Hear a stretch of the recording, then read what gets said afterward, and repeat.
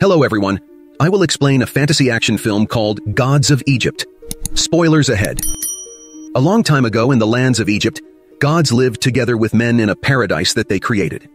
The kingdom was divided by two brothers, Osiris, who ruled the bountiful lands in the Niles, and Set, who was isolated in the deserts by bitterness and jealousy. When the time came for Osiris to crown his own son Horus as the new king, the brothers' bonds are tested alongside the fate of Egypt. On the day of the coronation, Horus admires himself in the mirror while donning his armor, but his lover Hathor mocks him for being so unprepared. The deity loves the goddess tremendously and gave her the bracelet of 42 stars, which protects her from the monsters that pursue her tirelessly. They go to the ceremony where all the gods have gathered, and the people all celebrate as they offers their gifts.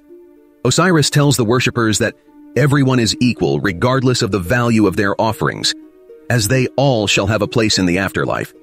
He calls out his son Horus, the god of the air, and plans to crown him to be the next ruler of Egypt. However, their ceremony is quickly interrupted when the king's brother appears from the crowds.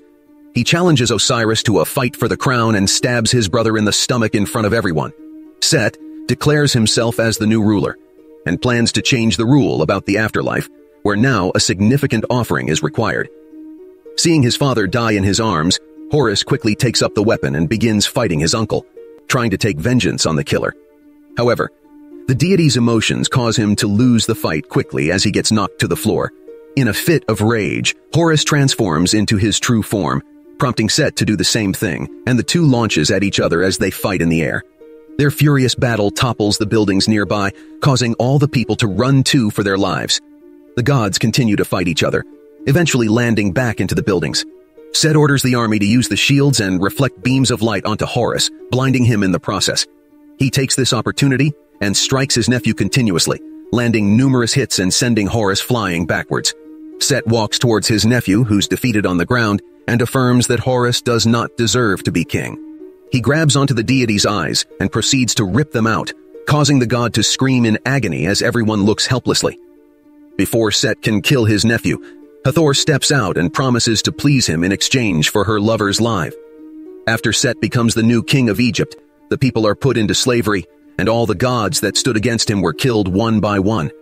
A young man who calls himself Beck refuses to be enslaved and was able to escape his masters. He continues into the city and arrives in front of a palace, where his lover Zaya is held captive as a slave by the head architect working for Set. Beck surprises her after the woman's master has left and plans to steal her away, but Zaya tells him that it won't do anything as the entire country is suffering. She wants her lover to steal the eyes of Horus away from Set, as the woman believed that her god is the only one who can free the people of Egypt. Zaya shows Beck the architect's library, and the man finds a drawing of Set's pyramid, where he hides the origins of his powers. The woman also shows her lover the plans for the vault, where the architect put numerous traps to stop any person from stealing the treasures inside. At night, Beck follows the treasure wagons from the rooftop and manages to jump into the piles of gold inside the cart. The large amounts of treasures are deposited inside a secret tunnel, and Beck eventually arrives inside a chamber underground, right in front of the Eye of Horus. The traps guarding the treasures prove to be extremely dangerous, as any mistake would cause the man to die in a very unpleasant way. He makes it to the final bridge, but it begins collapsing quickly, forcing the man to run desperately and jump towards the magical eye, grabbing it in the last moment. Beck rushes back to his girlfriend with the good news, but notices something wrong as she apologizes. Zaya's master discovered their plan to steal from his god and surrounds Beck with soldiers in order to capture the thief. However, Beck is able to react quickly and uses the eye to blind the enemies, giving him a chance to escape with the girl. He takes the horses and runs away from the castle, while showing his lover the treasure that he stole. Their celebration is cut short when Zaya gets hit by an arrow right in the chest, which causes the girl to die in front of the man. With no other choice, Beck quickly goes to a temple that Horus resides in and enters the Dark Palace, trying to ask the deity for help in saving his girlfriend. Horus feels the presence of the eye and demands Beck to give it back immediately, but the man refuses unless the god can resurrect Zaya. With no other choice, Horus begins chanting on the girl's body and brings out Anubis, who takes the woman's soul into the underworld. Beck becomes furious after seeing that Horus has essentially done the opposite of saving Zaya, but gets captured by the deity and forced to give back the eye.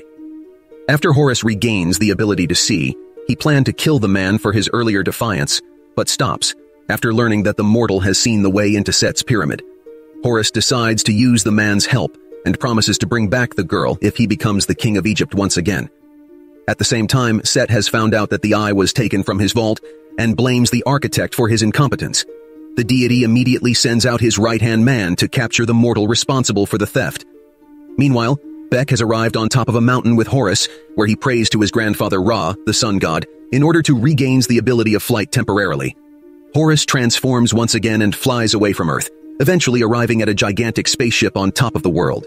They see that the sun god Ra is battling against a massive demon called Apophis, who desires to consume all creations. The elder deity fires numerous attacks at the large monster, forcing it to alter its course away from the planet. Ra returns to his grandson and reveals that he knows exactly why Horus has come, but refuses to be personally involved in their conflicts. He views all lives to be equal since they are all his creations, but he allows Horus to take the magical water from the ship that's capable of quenching Set's power from inside the pyramid. The two flies back to Earth and crash lands on the ground, but before they can recover, they are quickly attacked by Set's minions on the waterfall. Horus is able to fight them easily, even without the access to his full power, and begins killing them one by one using his spear. However, one of the scouts was able to survive the attack, and goes back to his master. He tells the deity about their enemy's location, and also that Horus has promised the mortal to revive the woman, which seems to amuse the god, as he knows that this is not possible. Set tells the lieutenants in his army to go after his nephew this time and orders them to kill the mortal as well. At the same time, Hathor is secretly watching over her lover, and sees that Horus is no longer in his father's temple. But her disloyalty is found out by Set, who spies on her from behind. He rushes in to kill her for the betrayal, but Hathor takes off her bracelet and is quickly taken away by numerous demons. She reappears away from danger after putting on the bracelet and begins to look for Horus, knowing that he's the only ally that she has left. Meanwhile, Bek notices a sandstorm coming from behind, which turns out to be Set's hunters, riding on top of their gigantic serpents. The two begins running away immediately as Horus doesn't have enough power to fight off their pursuers. The giant snakes chase after them, destroying everything behind, while the two desperately run for their lives. The monsters begin closing in as they spit fire towards the main characters, forcing them to hide behind the statue and crawl inside the trenches. Horus tries attacking the black serpent using his spear, and manages to trap the monster temporarily by piercing its jaw, but the hunter attacks him furiously, causing him to retreat into the channels. The deity realizes that they can't hide forever, and tells Bek to lure one of the snakes away, while he strikes from behind. The man runs towards the temple and catches the hunter's attention, causing the white snake to chase closely behind while spitting fire. Horus is able to catch up to the monster and climbs onto its back, ambushing the hunter by tying her to the beast. The snake charges towards the cliff and falls from the height, while Horus manages to barely escape. The two runs away from the collapsing building just in time, but only to see that Hathor has found their location. The woman walks towards the giant snake without fear as the hunter orders the monster to burn her. Surprisingly, the creature refuses to listen as it becomes hypnotized by the goddess. Hathor commands the monster to burn himself, and the creature begins spitting fire on his body, killing his master as well. Horus reveals to Hathor that he plans to enter Set's pyramid and destroy his power by quenching the desert's fire. The goddess tells him that the plan won't work as the evil deity has placed a sphinx inside the building to fight against the invaders. The only way to pass without dying is to answer the creature's riddle, which Horus realizes that only Thoth, the god of wisdom, is able to do. They venture through the forest and eventually arrive inside the roots of a giant tree, where they see numerous clones of the deity working all together. Horus wants the god of wisdom to help them defeat the Sphinx, but the deity refuses, claiming that his work is far more important than solving some riddle. However, Bek begins using the god's vanity against him by claiming that he's too afraid of getting the answer wrong. Not willing to risk losing his ego, the deity agrees to accept the challenge, while Horus compliments Bek for his quick thinking. The group goes through the desert and arrives in front of a pyramid, where all the stones are shifting at the same time. Luckily, Bek is able to remember the blueprints from the library and chooses the right opening, entering into the magical building. He quickly runs towards the center while the sands continue to move under his feet, and the man is able to stop the chaos by turning the wheel.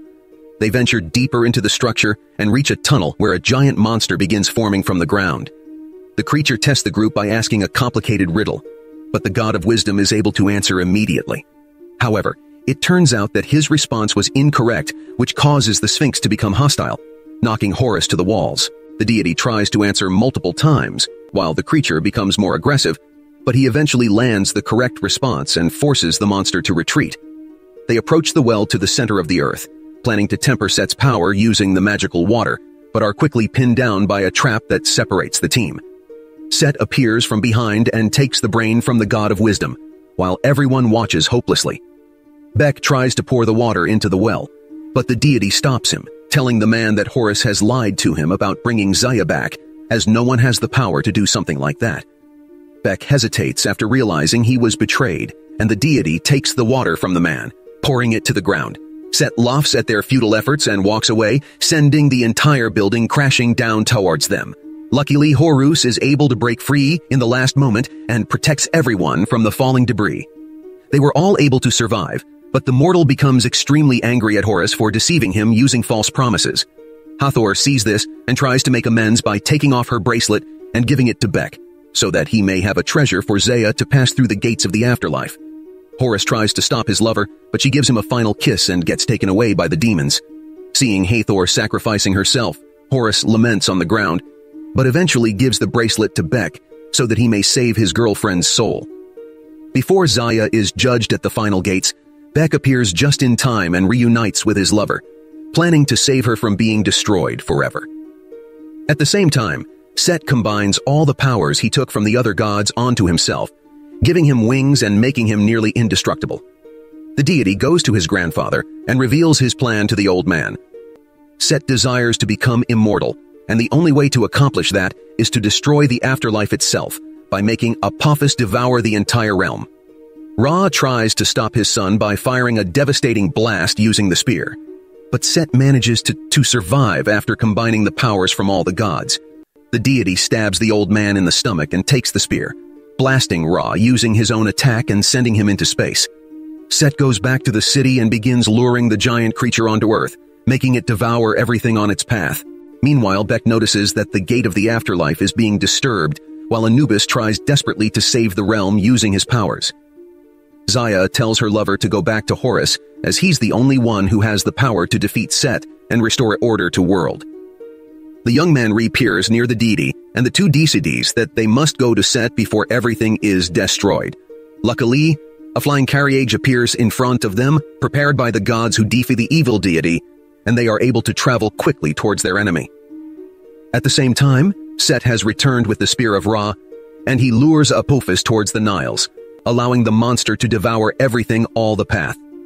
Horus lands on the pyramid and tries to attack his uncle, but Set was able to counter immediately. The two fights furiously as they exchange blows, but Set is able to gain the upper hand and eventually knocks Horus onto the ground. Before Set can destroy his nephew, Beck appears from behind and stops him using a rope.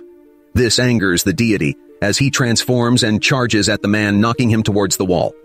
However, Beck is able to steal the eye of Horus as he gets tossed to the roof. The man throws the item towards Horus so that he may regain his power, but begins falling at the same time. The deity sees this and chooses to save his friend as they both fall from the towering building towards the ground.